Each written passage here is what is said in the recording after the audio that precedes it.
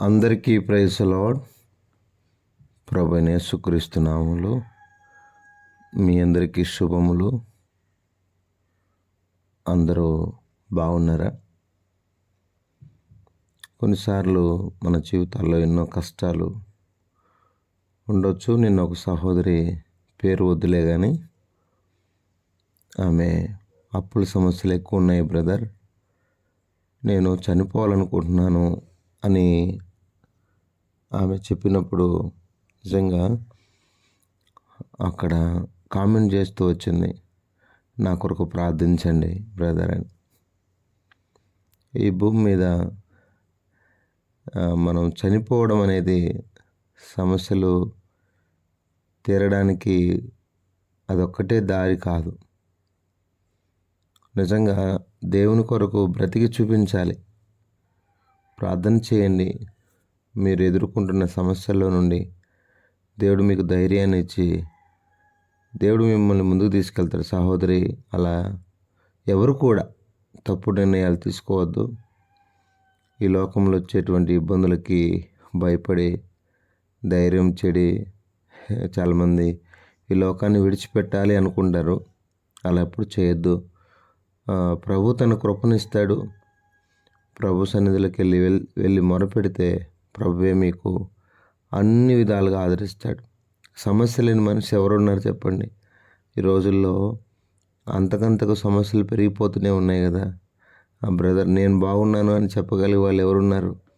ఒకవేళ నెమ్మదిగా ప్రశాంతంగా యేసుక్రీస్తు వారిని హృదయంలో చేర్చుకుంటే ముందుకెళ్తుంటే తప్ప, బ్రదర్ నేను దేవుని నమ్ముకున్నాను అయినా నా జీవితంలో సమస్యలు, ప్రభువే తగిన సమయంలో మీ ప్రతికూల పరిస్థితులను, సమస్యలను దేవుడి ఆశీర్వాదకరంగా మారుస్తాడు. ఎవరు దిగులు చెందొద్దు.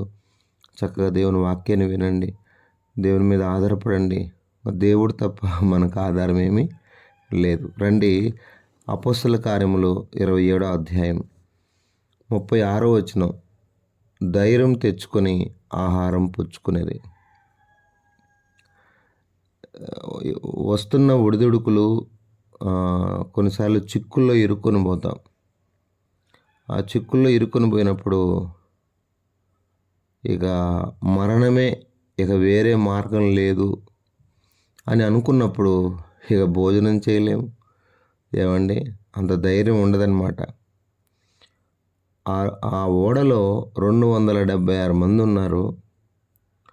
ఒకే ఒక్కడు ఆ పరిస్థితులన్నీ చూస్తూ వారిని ఎంత ధైర్యపరుస్తున్నాడో. ఈ భూమి మీద దేవుడు దైవ సేవకులు ఉంచింది ఎందుకు అంటే అనేకుల్ని ధైర్యపరచడానికి, పొడవడానికి కాదు. ఇక నాకు వాక్యం తెలుసు అని చెప్పి మైక్ తీసుకొని ఎప్పుడు గాయపరచడానికి కాదు. అనేకుల్ని ధైర్యపరచడానికి కూడా నువ్వు ఉన్నావన్న సంగతి తెలుసుకోవాలి. నా ప్రియ స్నేహితులారా, తప్పు దిద్దడమే కాకుండా ధైర్యపరచడం కూడా నేర్చుకోవాలి. మనం సేవకులంగా ఇతరులను ధైర్యపరచాలి. దావీదు తప్పు చేశాడు. మరి మొదటగా తప్పు చేసినప్పుడు నాతాను పంపించి సరిచేశాడు. మరలా తప్పు చేశాడు, గాదు ప్రవక్తను పంపించి సరిచేశాడు. ఒకవేళ దైవజనులు, మరి పెద్దలు, సేవకులు, పరిచారకులు, మనకంటే పెద్ద వయసు కలిగిన వారు మన ముందు ఉన్నది వారిని మనం సరిచేసుకోవడానికే, వారు మనల్ని సరిచేయడానికే. అయితే దేవుని పిల్లారా, అర్థం చేసుకుందాం. ఇక్కడ ఉన్న దైవజనుడు, మరి అపోస్తుడైన పౌలు 276 మందిని ధైర్యపరుస్తూ ఉన్నాడు. ధైర్యం తెచ్చుకొని ఆహారం పుచ్చుకోండి, మీకేం కాదు.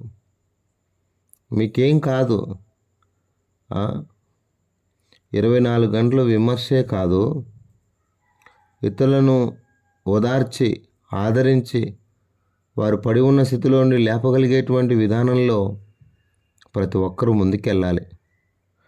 వాళ్ళని విమర్శించడం, వీళ్ళని విమర్శించడం కాదు. వారు ఏ స్థితిలో ఉన్నారో వారి స్థితిగతులు ఎరిగి ఆ స్థితిలో నుండి వారిని బయటికి తీసుకురావడం నేర్చుకోవాలి. అదే కదా బుద్ధిమంతుని యొక్క లక్షణం. కనుక ఇక్కడ ఆ ఓడ ప్రయాణం వారికి చాలా ప్రతికూలంగా మారింది. ఇక వారి పరిస్థితి ఏమాత్రం బాలేదు.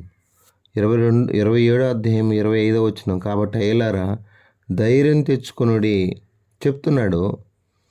నాతో దూత చెప్పిన ప్రకారం జరుగునని నేను దేవుని నమ్ముచున్నాను.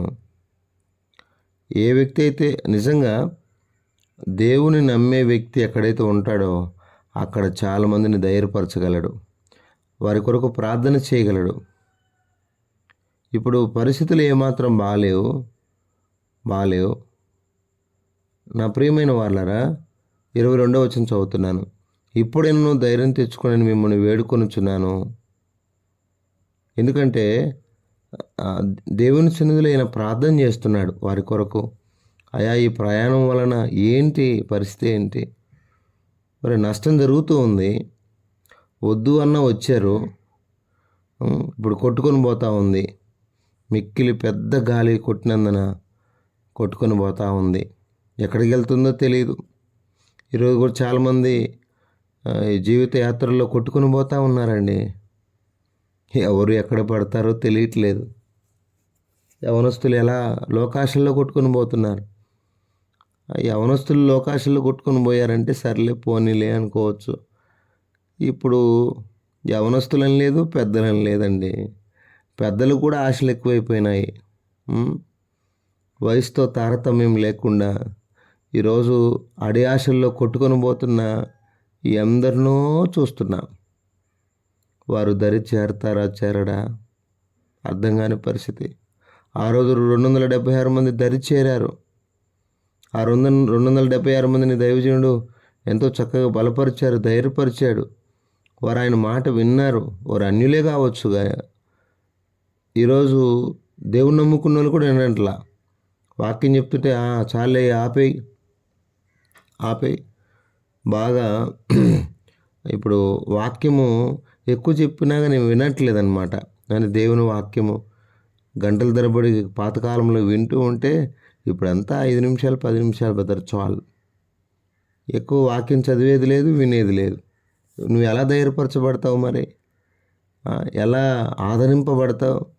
దేవుని వాక్యమే కదా బాధల్లో నెమ్మదినిచ్చేది.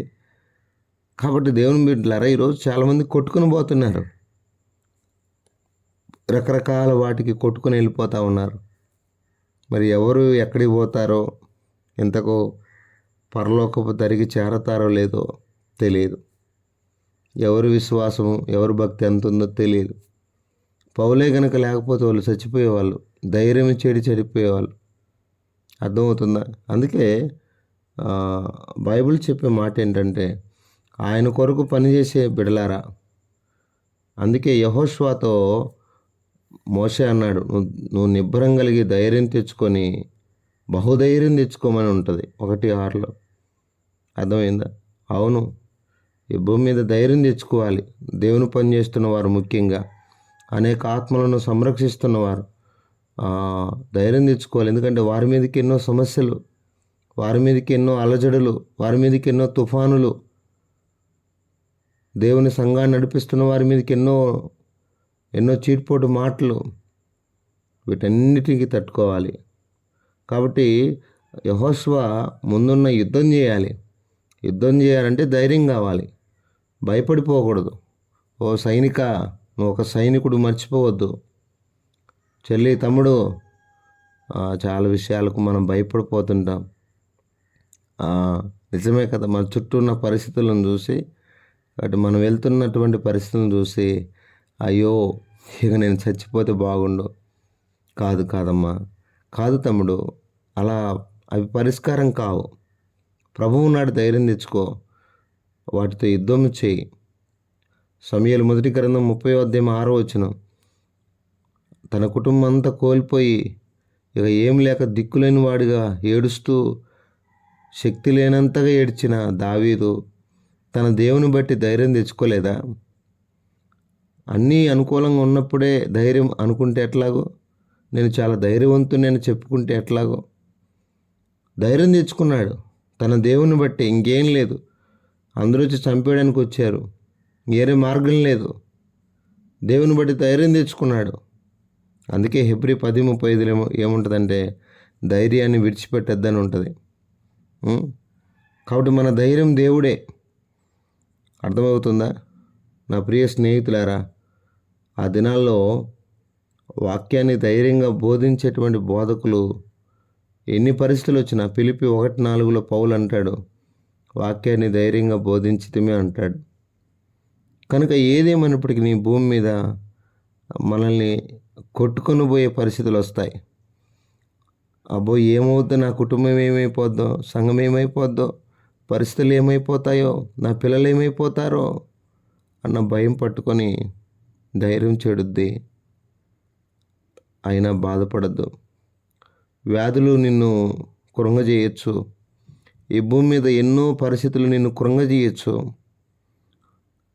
ఆపద్దినం వస్తుంది, అప్పుడు కృంగిపోవద్దు. అన్నీ నీకు ఎప్పుడు బాగుంటాయి అనుకోవద్దు. ఏమో చెప్పలేము. అయితే ప్రభు మాత్రం ఎప్పుడు నీతో ఉంటాడన్న విషయం, యుగ సమాప్తి వరకు నీతో నాతో ఉంటాడన్న విషయం మాత్రం నిజం. పరిస్థితులు అనుకూలంగా ఉంటాయని ఎప్పుడు అనుకోవద్దు. ఆ పరిస్థితులను అధిగమించగల శక్తినిచ్చే దేవుని మీద ఆధారపడ్డ నేర్చుకోవాలి. దావీదుకు ధైర్యం దేవుడేగా. మరి ఈరోజు నీకు నాకు ధైర్యం ఏంటి? ప్రభువు నాకు సహాయుడు, నేను భయపడను అని మంచి ధైర్యంతో చెప్పగలిగే స్థితికి మనం రావాలి. అంత ఆత్మీయ స్థితిలోనికి రావాలి. అంతగా ప్రభువుతో పెనవేసుకోవాలి. అంతగా ఎవరైతే పెనవేసుకుంటారో వచ్చేటువంటి ఈ ప్రతికూల పరిస్థితులకు తట్టుకొని ముందుకు వెళ్ళడానికి అవకాశం ఉంటుంది. లేకపోతే కృంగిపోయి ధైర్యం వచ్చేది ఇక చనిపోదాం అనుకుంటారు. ఇంక వద్దు జీవితం. కొంతమంది లోకంలో కలిసిపోతారు, కొంతమంది రకరకాల స్థితిగతుల్లో వెనక్కి వెళ్ళిపోతారు. అలా వెళ్ళిపోవాలని ప్రభు నిన్ను పిలవలేదు, కోరుకోలేదు. ధైర్యంగా ఉండు. ధైర్యం తెచ్చుకొని ఆ రోజు 276 మంది కొట్టుకొని పోతూ కూడా అలాంటి స్థితిగతుల్లో కూడా వారిని ధైర్యపరచడం ఎలా సాధ్యం? ఈరోజు అన్నీ ఉన్నా కానీ ధైర్యపరచలేని పరిస్థితి. ఇప్పుడంతా పొడవడమే, వాక్యంతో పొడుస్తారు రకరకాలుగా. కృంగిపోయిన వాళ్ళని ఇంకెందుకు కృంగ చేస్తాం? నలిగిపోయిన వారిని ఇంకెందుకు నల్లగొడతాం?